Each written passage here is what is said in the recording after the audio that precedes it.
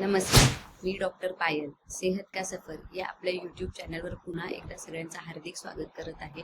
आधीचा व्हिडिओ बघून तुमच्या सगळ्यांच्या लक्षात आलंच असेल की आज आपण कुठल्या विषयावर बोलणार आहोत. तर आज आपण बोलणार आहोत ओबेसिटी म्हणजे लठ्ठपणाबद्दल.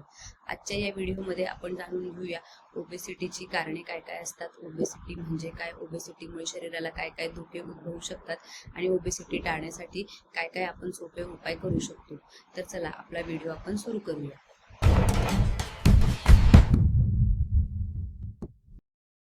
ओबेसिटी म्हणजे शरीरात जास्त प्रमाणात चरबी साठून राहणे.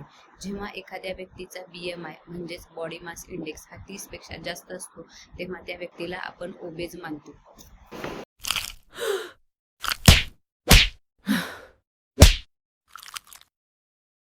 आता आपण जाणून घेऊया ओबेसिटीची कारणं काय काय असतात. तर पहिलं महत्त्वाचं कारण म्हणजे ऑइली फूड खाणे, शुगरी फूड खाणे, junk food, fast food eating करणे, कोल्ड ड्रिंक्स पिणे या सगळ्यामुळे वजन वाढू शकतं. दुसरं महत्त्वाचं कारण म्हणजे सेडेंटरी लाईफस्टाईल, बसून एका जागी जास्त वेळ काम करणे, ह्याच्यामुळे देखील ओबेसिटी वाढू शकते.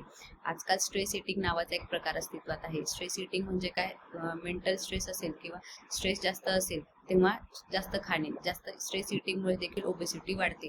काही हार्मोनल प्रॉब्लेम्समुळे देखील ओबेसिटी वाढू शकते, जसं की थायरॉइड, आणि काही लोकांमध्ये अनुवांशिक ओबेसिटी असू शकते. या सगळ्या गोष्टींवरती उपाययोजना उपलब्ध आहे.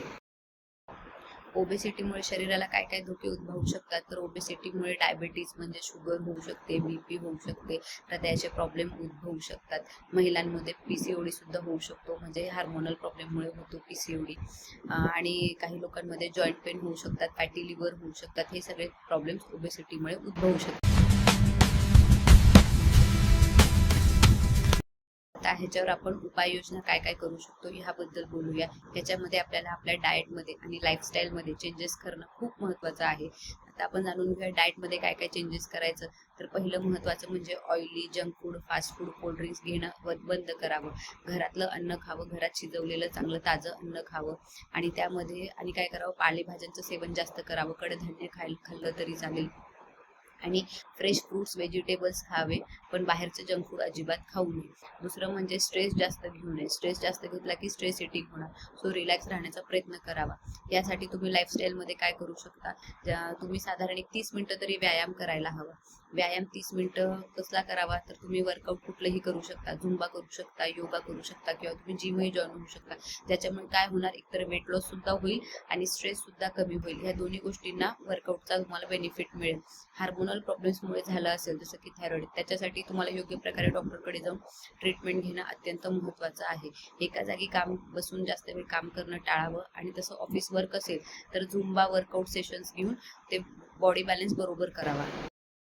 जास्त प्रमाणात पाणी प्यावं आणि झोप पुरेशी घ्यावी. ह्या सगळ्या गोष्टींमुळे आपलं वजन नियंत्रित राहू शकतं. लक्षात ठेवा, वेट लॉस ही एक स्लो प्रोसेस आहे, ज्यामध्ये कन्सिस्टन्सी ठेवली तर आपल्याला रिझल्ट 100% मिळू शकतो. क्रॅश डाएट अजिबात करायचा नाही. क्रॅश डाएटमुळे न्यूट्रिशन बॉडीचा लॉस होऊन बॉडीला अदर प्रॉब्लेम्स उद्भवू शकतात. तुम्ही देखील वेट लॉस करण्याचा प्रयत्न करत आहात आणि जर तुम्हाला अडचण येत आहे तर आम्ही आमच्या सन्मुख पॉलिक्लिनिकमध्ये प्रत्येक व्यक्तीला पर्सनलाइज्ड डाएट प्लॅन देतो. त्यांच्यासाठी झुंबा वर्कआउट सेशन्स अरेंज करतो आणि त्यांना वेट लॉस काउन्सिलिंग सुद्धा करून देतो. तुम्हाला हा व्हिडिओ आवडले असल्यास लाईक करा आणि अशाच हेल्थ रिलेटेड टिप्ससाठी आमचं चॅनल सबस्क्राईब करा. काही प्रश्न असल्यास कमेंट बॉक्समध्ये कमेंट करा. त्यांचा शंका निरसन करण्याचा आम्ही पूर्णपणे प्रयत्न करू. धन्यवाद.